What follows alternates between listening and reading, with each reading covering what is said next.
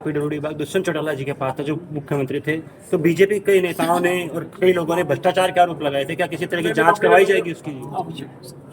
B&R का महकमा उनके पास था, ये महकमा उनके पास नहीं था।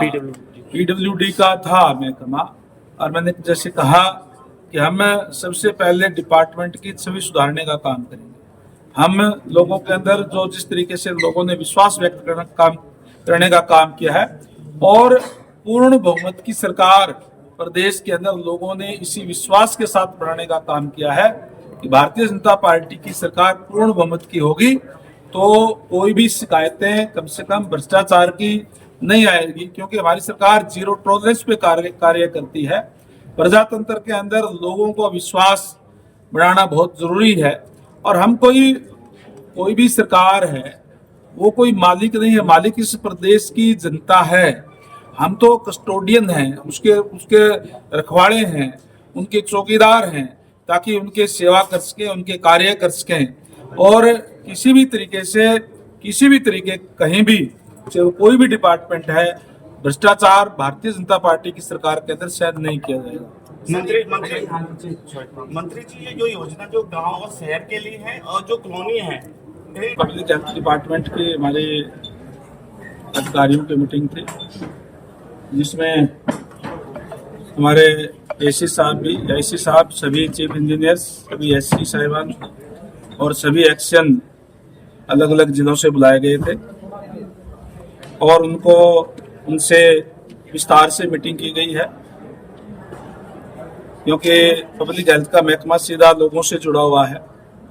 और हमारे देश के यशस्वी प्रधानमंत्री आदरणीय नरेंद्र भाई मोदी जी का भी एक सपना है, उनका एक नारा है कि हर घर में नल और नल में स्वच्छ जल। उसके तहत जल जीवन मिशन के तहत भी हमारे जो सेंट्रल गवर्नमेंट से और स्टेट का शेयर होता है, उससे जो पैसा आया उसके काम लगभग कंप्लीट कर लिए गए हैं।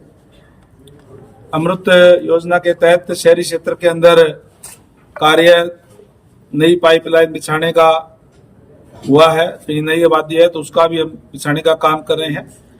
और चाहे गाँव के अंदर और चाहे शहर के अंदर अब भी जो कुछ रह गया है उसके भी एस्टिमेट बना करके हम जल्दी से जल्दी उसका पाइपें बिछा करके लोगों को स्वच्छ जल देने का काम करेंगे। अधिकारियों को स्पष्ट निर्देश दिया गया है कि जिस तरीके से प्रदेश की जनता ने भारतीय जनता पार्टी के ऊपर लगातार तीसरी बार सरकार बना करके रिकॉर्ड कायम करने का काम किया है। जब से हरियाणा प्रदेश बना है तब से पहली बार किसी भी पार्टी की लगातार तीसरी बार सरकार बनी है। जो विश्वास लोगों ने व्यक्त हमारे ऊपर किया है, हम उस पर खरा उतरने का काम करेंगे। स्पष्ट निर्देश दिए गए हैं कि भारतीय जनता पार्टी की सरकार जीरो टॉलरेंस की सरकार है।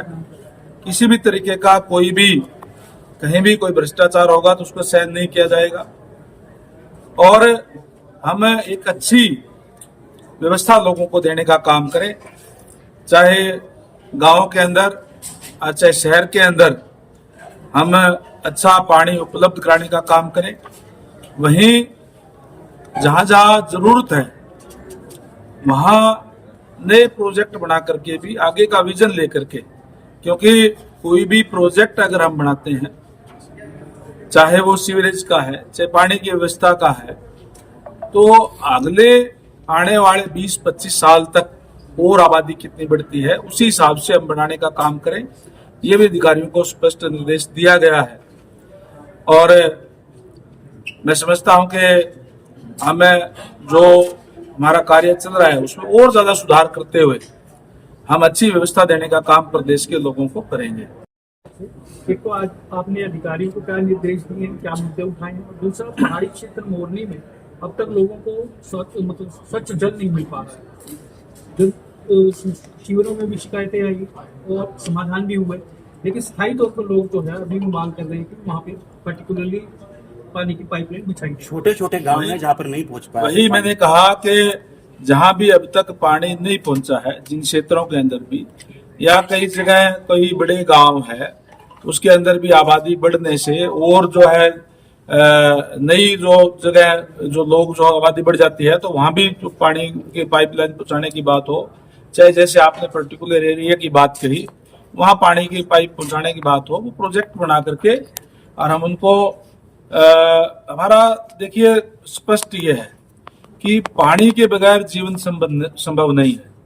हम हर घर में नल और नल में स्वच्छ जल जो माननीय प्रधानमंत्री जी का नारा है उसको साकार करने का काम करेंगे और जहां भी अब तक पानी नहीं पहुंचा वहां भी हम पानी पहुंचाने का काम करेंगे। जहां कोई नई कॉलोनियां हैं जिनको अभी अप्रूव्ड किया गया है, जहां ये मूलभूत सुविधाएं नहीं है, वहां भी हम पानी पहुंचाने का काम करेंगे। हमारी एक और भी स्कीम है कि जिस गांव की आबादी 10,000 या उससे ज्यादा है उसमें उसको हम महाग्राम योजना के तहत ले रहे हैं और वहां हम सीवरेज की पानी की सारी व्यवस्था देने का काम करेंगे। शहरी क्षेत्र के ऊपर जिस तरीके से जो सारी सुविधाएं होती है सीवरेज की पानी की वो हम गाँव में भी देने जा रहे हैं और इसके तहत हमने 16 गांव कंप्लीट कर भी ली है जिसके अंदर पूरी तरीके से सीवरेज भी है, पानी की व्यवस्था भी है, पानी की कैपेसिटी वहां बढ़ाने का काम हमने किया है और 5 गांव 31/12 तक और कंप्लीट हो जाएंगे